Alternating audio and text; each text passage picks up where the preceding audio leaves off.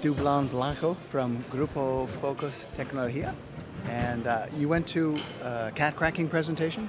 Yeah, I did. Actually, I attended the really good one for me was the expansion joints presentation related to maintenance, design, and all the inspection and repair techniques.